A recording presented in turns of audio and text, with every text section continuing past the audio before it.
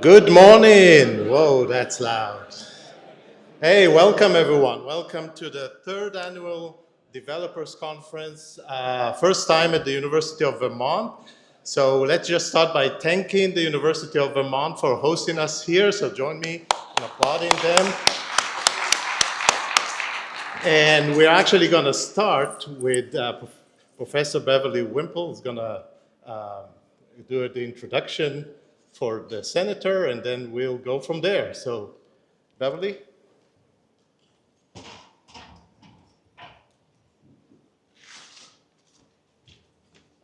All right. Hello, CIROH. Hello, CIROH.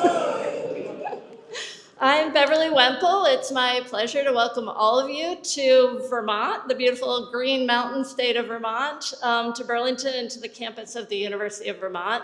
I'm a faculty member in Geography and Geosciences here at UVM, director of our new Water Resources Institute, and our CIROH institutional lead for UVM. But I'm up here on the stage this morning not only to welcome you, but to also welcome a very special guest, Senator Peter Welch, who will come up to the stage in just a moment to greet you all.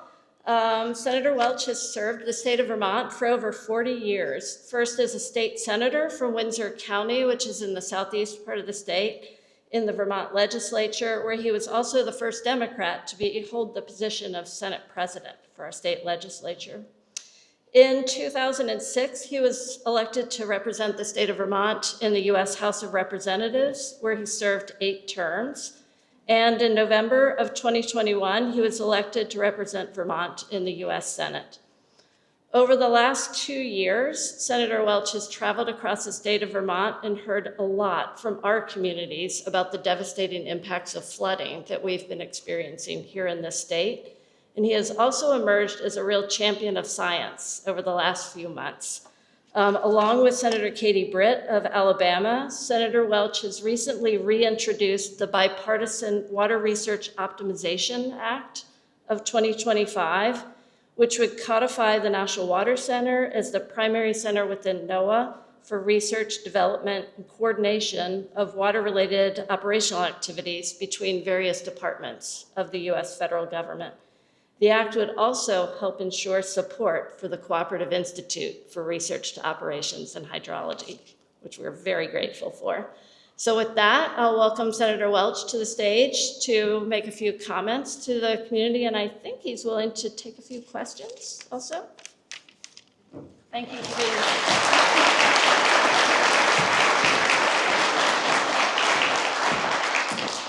Thank you very much. It's Beverly, I really appreciate it. And, we got some folks here from south of the Mason-Dixon line who have been our working partners. And I want to thank Steve Burrian and Seiji Cohen. I want to start with what's really alarming, I think, to all of us, but what's so inspiring to me to see so many scientists from around the country. Science is under attack, literally. And it's truly staggering, given how fundamentally important science is to the well-being of our country. And what has always inspired me about the work of scientists, and I'm not one, and it's all a bit beyond me, but that puts me in the vast majority of Americans, is I know that the benefit to our society is immense. And what is so inspiring to me is not just the decision a person makes to do your work and to have the discipline to carry out studies in a very concrete way, detailing everything it is that you do, subjecting yourself to the critique of your peers, being accountable. What's inspiring for me is I see it as the hope that we can have that there's a better future out there if we invest in the future. Invest in scientific research when we don't know what the outcome will be. And in order for us to invest, we have to be patient and we have to be confident.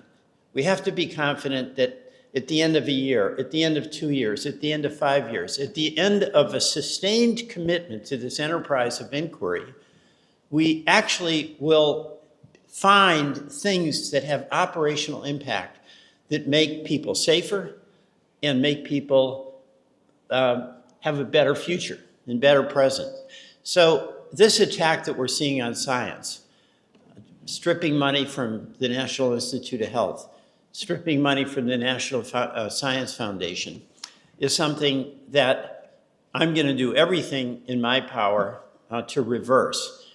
And I'm going to do it not just because I have so much respect for folks who are here committing themselves to scientific inquiry, but it's because it's so profoundly important for the well-being of our country and the confidence we as a people want to have with this, living a life where we have a spring in our step and think that we can do things that are going to make things better.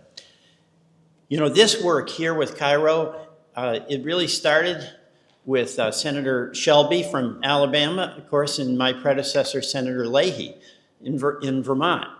Republican, conservative, liberal Democrat, but both understood the benefits of scientific research. And of course, this is particularly important, the work you do on resilience, studying water and its flows, and how we can have resilience, how we can have mitigation, how we can anticipate what's coming. It's profoundly important for us here in Vermont. We had this terrible flood in 2011, did more damage than any weather event since 1937. And then in 2023, in July, we had massive floods that just did devastating harm to so many communities. And a year later to the day, we had another flood in July of 2024. It was really heartbreaking. Some families in Barre, Vermont, who were just finishing the process of cleaning up from 2023, suddenly were flooded again in 2024. And of course, we know that weather events are coming more fast and more furious than ever before. And any information that we can get about predictive modeling that you do is going to obviously be extremely helpful to us. And it's not as though we can deny that these weather events will come. And it's almost not even worth it to debate about what the cause is. We can't mention a certain word that begins with climate. But on the other hand, when I talk to folks that are in those communities that have been affected, and it's folks with no scientific background, and they hear about the work that you're doing, they're working with Vermonters here, and getting information and setting up system monitoring programs to give them real-time information that can make a difference in preparedness. It can make a difference in saving homes. It can make a difference, most importantly, in saving lives. That's incredibly important, needed, and we have to maintain our commitment to that resilience. So I just want to express to you the gratitude I have on behalf of Vermonters for the work that you do. And it's very exciting. You know, I come in on this beautiful day, and there are people, I understand, from all around the country that all look smart, all look hopeful. And I'm thinking, you know, I got to go back to Washington. So I'm going to go back with a bounce in my step, because the news from there, with the cuts, with the arbitrary actions, with the things that are really disturbing to so many of us, where education, where effort, where science is actually being challenged. And I am here in the presence of so many people who've committed their lives to the pursuit of knowledge and to application of that knowledge to helping make our community safer. That's a pretty inspiring experience for me, and I want to thank you for the commitment that you have. And my commitment to you, along with Senator Britt, my colleague from Alabama, who succeeded Senator Shelby, and I guess she'd probably be described as a conservative Republican. I'd probably be described as a liberal Democrat. in the spirit of Leahy and Shelby, we're all in to continue supporting the work that you're doing. University of Alabama is a leader, and of course, the University of Vermont is a leader, particularly not just on resilience, but on water quality. So have a good conference, and thank you for every single thing that you do in your commitment to a life of inquiry, science, and progress. Thank you.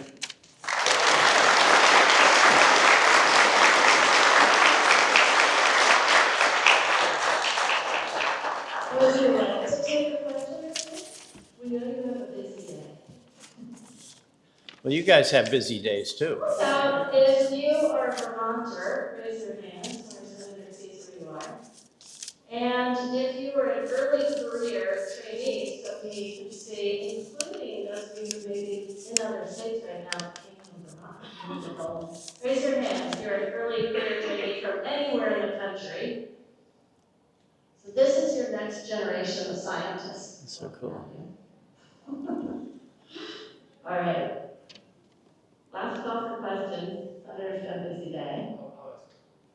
So thank you so much, Senator. What can we do that will resonate, we universities, scientists, that will resonate in Washington, that will potentially make some impact to, I guess, whether the storm or improve things? Well, you know, it's doing what you're doing.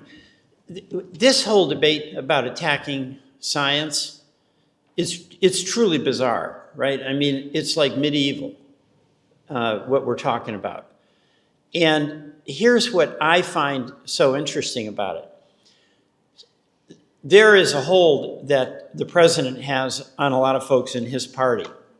But when I talk to colleagues who are from, let's say, a red state, they have as much pride in their university as we have here in the state of Vermont, of the University of Vermont.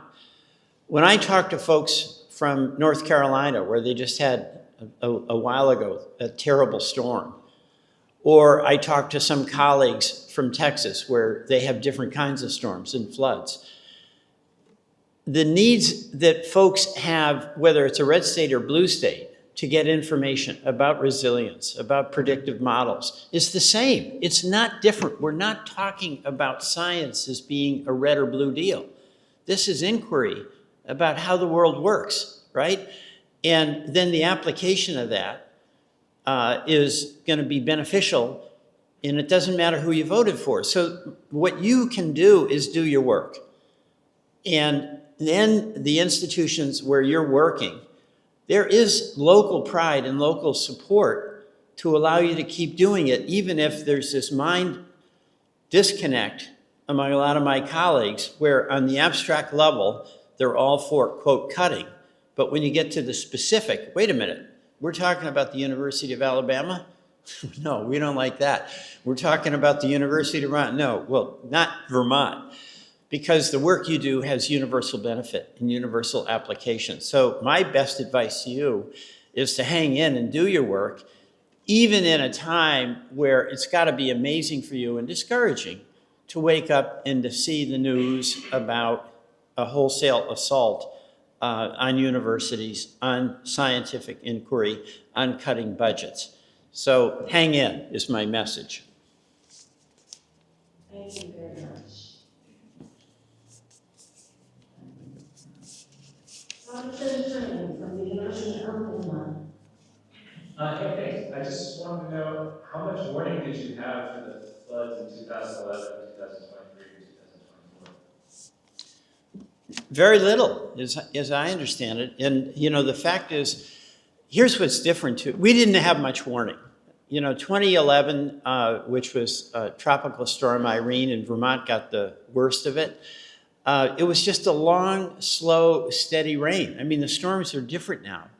In the floods in 2023 and 2024, there'd be one town on the side of a mountain that got inundated. The storm just rested. It settled over that town, and they got like 11 or 12 inches of rain. And then the town on the other side was spared. It just didn't get nearly as much rain. So the way weather is behaving, as I understand it, is considerably different than how it's been in the recent past. So there was very, very little warning. And for some families, I was visiting a couple up in Peacham, Vermont. They were playing a board game, you know, the parents and two of their kids. And the river rose so fast that they barely got out of their house before the house itself was swept away. So not much warning. Okay, before you leave the stage, I just want to acknowledge your staff member, Ryan McLaren, who's your staffer for higher education. Thank you, Ryan, for coming today. Thank you for taking time out of your really busy schedule to come. I'm on the clock. Don't worry about my busy schedule. You guys have important work, so thank you very much. Thank you.